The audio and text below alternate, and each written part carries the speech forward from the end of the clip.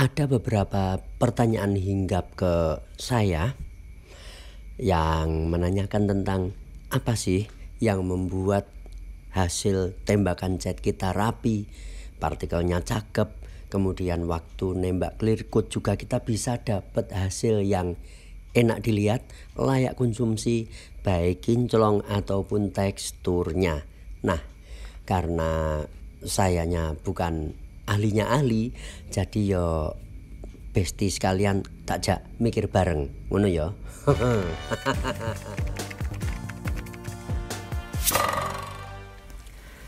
Assalamualaikum, jumpa lagi besti.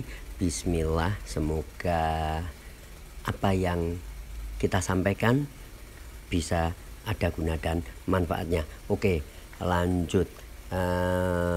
Soal pertanyaan yang kami sampaikan di awal video tadi, tentang bagaimana kita bisa dapat hasil tembakan cat maupun clear coat yang rapi, enak dilihat, habis gitu layak konsumsi, dan juga secara bahan baku yang dipakai efisien. Kira-kira apa sih yang paling menentukan? Nah, karena saya juga mumet untuk jawab pertanyaan macam begini, dan pertanyaan ini juga sering kali hinggap di meja redaksi kami. Karenanya ini kita bakal coba sajikan ya mungkin something new ya tentang dunia pengecatan, video di bidang pengecatan yang kali ini kita akan coba ajak teman-teman besti sekalian untuk istilahnya gitu studi kasus.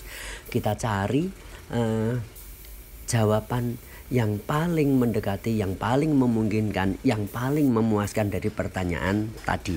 Oke, sebagai langkah awal ini ada cover spion yang secara ukuran dia kira-kira panjang hanya sekitar 20 cm atau anggap aja 25 cm, kemudian lebar dia hanya sekitaran 15 sampai 20 cm. Perkara ada nekak-nekuk ya tidak masalah.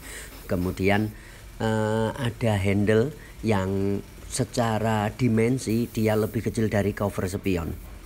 Kemudian seperikan yang kita pakai SATA mini jet nozzle 1,4 HVLP.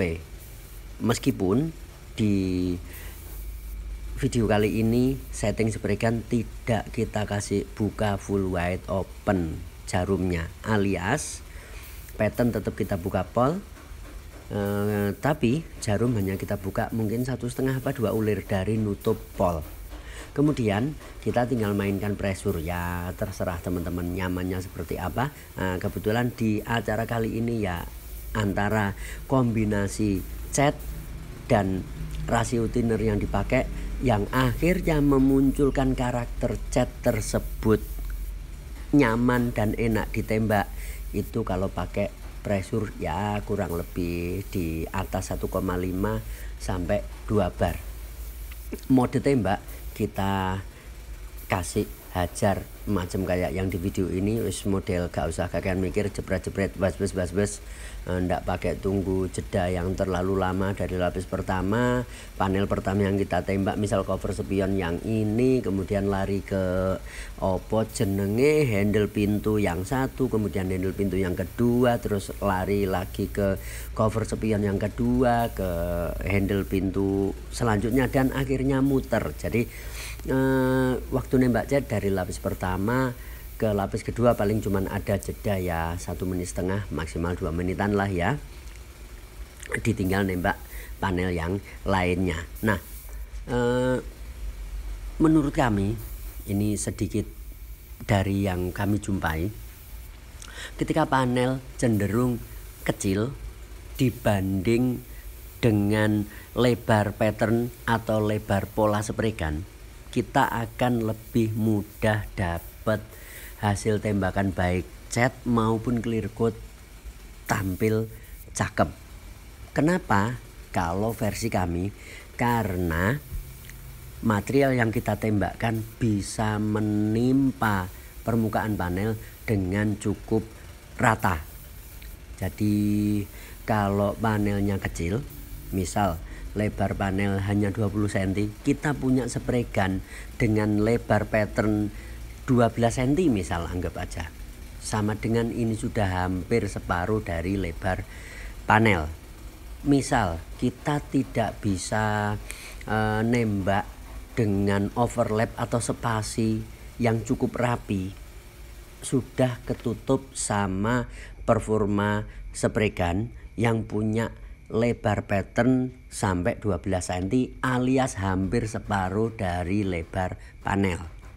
Nah, jadi menurut kami kesimpulan sementara nomor 1 yang akan bisa membuat hasil tembakan cat partikelnya cakep, kemudian warnanya terlihat cepet rata, ndak kelihatan tebel tipis kayak apa iki jenenge, koyo motif jaketnya zebra, ada yang putih hitam. Nah, jadi dari yang kami jumpai itu nomor 1, bagaimana partikel bisa menimpa permukaan panel dengan cukup rata.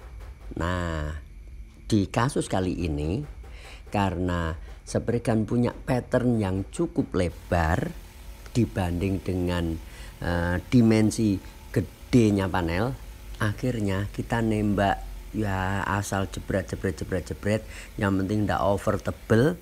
Waktu nembak cat sudah bisa dapat nutup rapi warnanya maupun partikelnya meski hanya 2 kali tembak alias 2 lapis. Begitu juga waktu kita nembak clear coat. Di lapis pertama kita bisa langsung dapat hasil seperti yang teman-teman lihat saat ini. Cukup rata kinclongnya, kemudian tebel tipisnya, basah keringnya itu relatif cukup rata. Tak lain ya karena kita punya spray gun yang lebar patternnya sudah cukup untuk mengcover panel yang kita hajar. Oke, jadi versi kami ketika ada spray gun yang punya pattern lebarnya sudah mencukupi untuk mengcover nembak panel yang kita hajar, ini sudah 1 poin untuk kita akan bisa dapat hasil tembakan yang cukup bagus. Kenapa? Karena dengan pattern yang cukup lebar ini akan membantu kita bisa nembak panel langsung atau cepet dapat rata baik waktu nembak cat ataupun clear coat. Nah, sekarang pertanyaannya, kalau misal ternyata kita hanya ada spray gun yang pattern atau lebar pola tembakannya itu cukup kecil dibanding dengan panel yang kita hajar, kira-kira apa yang mesti kita lakukan untuk tetap bisa dapat hasil tembakan yang cukup rapi? Nah, ini relatif cukup sulit, tapi bisa dilatih, bisa dipelajari hingga akhirnya nanti juga tetap dengan keterbatasan alat kita akan bisa dapat hasil yang optimal. Pertama, kita ngobrol tentang spasi alias overlap. Jadi waktu kita nembak cat itu pasti kita nembak panel mulai dari titik A misal. Gampangnya kita ngecat tembok wis ngono. Misal kita mulai dari bagian paling bawah, kemudian dari kanan kita geser ke kiri, terus naik sedikit. Jadi yang pertama tadi anggap tembakan di baris pertama, dari kanan ke kiri, kemudian naik menuju baris kedua, kita naik sedikit kan. Nah, dari kiri menuju ke kanan, kemudian naik lagi dari kanan menuju ke kiri. Nah, ini dari setiap baris yang kita jalani waktu nembak baik cat ataupun clear coat ada yang namanya spasi alias perpindahan dari baris pertama menuju baris kedua, ketiga, dan seterusnya. Ketika kita bisa melatih, membiasakan diri untuk bisa menjaga overlap dengan cukup rapi, kita akan bisa menghasilkan tembakan yang cukup rapi dan mempesona pula. Soal detail overlap dan aplikasi di kehidupan nyata kita akan coba obrolkan di video yang setelah ini ya Besti ya.